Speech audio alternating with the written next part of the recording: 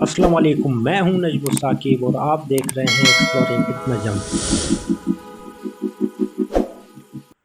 तो दोस्तों, जैसे कि आप सब लोग जानते हैं कि पाकिस्तान इस वक्त तारीख के बदतरीन सैलाबों से गुजर रहा है।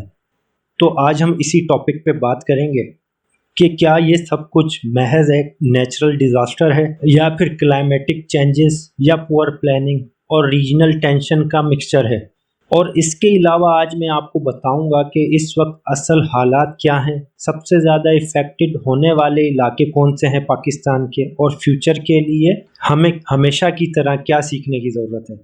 सबसे पहले हम बात करेंगे खैबर पख्तूनख्वा की। यहाँ मिड अगस्त में flash floods and cloud burst ने तबाही मचा दी। सिर्फ गुनर डिस्ट्रिक्ट में ही 148 लोग अपनी जान गंवा बैठे और पूरे सूबे में तकरीबन 320 से ज़्यादा अमवात वाक़ हुई। और इसके साथ साथ लैंड स्लाइडिंग ने सड़कें, पुल और इंफ्रास्ट्रक्चर को तबाह करके रख दिया। लोगों के घरों में पानी भर गया और सैलाब की वजह से रेस्क्यू टीम को बर वक्त कार्रवाई करना भी बहुत मुश्किल हुआ। अब हम बात करते हैं सूबा पंजाब। यहाँ मानसून की बारिशें और नदियों का भर जाना, इनकी वजह से बहुत तबाही हुई है और तकरीबन 3,900 से ज़्यादा गांव डूब चुके हैं और 4 मिलियन लोग डायरेक्टली इफ़ेक्टेड हुए हैं। और इसके अलावा पंजाब की फर्टाइल फील्ड, जहाँ चावल, कॉटन और गन्ने की फसल है, अब वहाँ महज सिर्फ पानी ही पानी है, जिसका असर इनसे जुड़े लोगों की हद तक नहीं बल्कि पूरे मुल्क में आने वाले दिनों में ज़ाहिर होगा, जिसकी वजह से पूरे मुल्क की इकॉनमी मुतासिर होने का खदशा है। और ये टेक्सटाइल और एक्सपोर्ट सेक्टर के लिए भी बहुत बड़ा चैलेंज आने वाला है। अब हम बात करते हैं सिंध की। पंजाब का पानी अब सिंध की तरफ निकल रहा है। सिर्फ सिंध में अब तक 1 लाख से ज़्यादा लोगों को रिवर बैंक से हटाकर उन्हें महफूज मकामात पर पहुंचाने की कोशिश की जा रही है, लेकिन इफ़ेक्टेड लोगों की तादाद में मज़ीद इजाफा होने का खदशा है। रिलीफ कैंप जो कायम किए गए हैं, इसमें लोगों का ज़िंदगी गुजारना बहुत मुश्किल हुआ है और घर बार डूब चुके हैं और सिंध की फसलें भी तकरीबन तबाह हो चुकी हैं। अब हम ओवरऑल बात करें तो NDMA के मुताबिक मुल्क भर में अब तक 900 से ज़्यादा लोग मौत का शिकार हो चुके हैं, 1000 से ज़्यादा ज़ख्मी हैं और हज़ारों घर तबाह हो चुके हैं।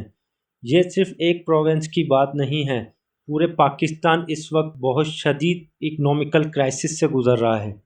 अब हम बात करेंगे इन सब की वजूहात क्या हैं। इसकी सबसे पहली वजह तो मानसून में बारिशों का ज़्यादा होना है, और दूसरी तरफ जाहिर सी बात है कि जो हमारा बॉर्डर है वो इंडिया से मिलता है, और इंडिया में भी इसी मानसून ने इतनी तबाही मचाई कि वहाँ के डैम्स फुल हो गए, और जब उन्होंने एक्स्ट्रा पानी पाकिस्तान की तरफ छोड़ा तो यहाँ बारिशों के साथ दरियाओं में भी तुगयानी आ गई, जिससे एक्सट्रीम कंडीशंस पैदा हो गई और पाकिस्तान पूरा सैलाब में डूब गया। लेकिन बहुत से एक्सपर्ट्स का मानना यह है कि पानी तो एक नेमत होता है। जिस तरह वक्त के साथ साथ दुनिया टेक्नोलॉजी में एडवांस होती जा रही है, इसी तरह क्लाइमेटिक चेंजेस को मद्देनज़र रखते हुए फ्लड मैनेजमेंट की लैकिंग्स को भी दूर होना चाहिए। इसके अलावा अभी रेस्क्यू और रिलीफ ऑपरेशन चल रहे हैं। NDMA, आर्मी, रेस्क्यू और NGO मिल के काम कर रहे हैं। अमेरिका ने भी पाकिस्तान के लिए रिलीफ फ़्लाइट्स भेज दी हैं, जिनमें टैंक, पंप्स और जनरेटर शामिल हैं। लेकिन ग्राउंड पे चैलेंजेस इतने ज़्यादा हैं कि ये सब कुछ भी अभी काफ़ी नहीं है। तो दोस्तों, अब हम बात करते हैं कि ये 2025 का फ्लड भी हमारे पिछले फ्लड जैसा ही है, यानी कि हमने अपने पिछले दौर से कोई सबक नहीं सीखा अब तक, और हर साल की तरह ये सैलाब भी ये कहकर गुजर जाएगा कि हमें क्लाइमेटिक चेंजेस और फ्लड मैनेजमेंट प्लानिंग पर सीरियस हो के काम करने की ज़रूरत है, क्योंकि हर साल हम इसी तबाही का सामना करते हैं। लेकिन असली सवाल ये है कि क्या हम कुछ सीखते हैं, और हमें फ्यूचर में अपने शहरों, फसलें और लोगों को बचाना है तो हमें इससे कई बेहतर प्लानिंग और इसकी तैयारी करनी होगी।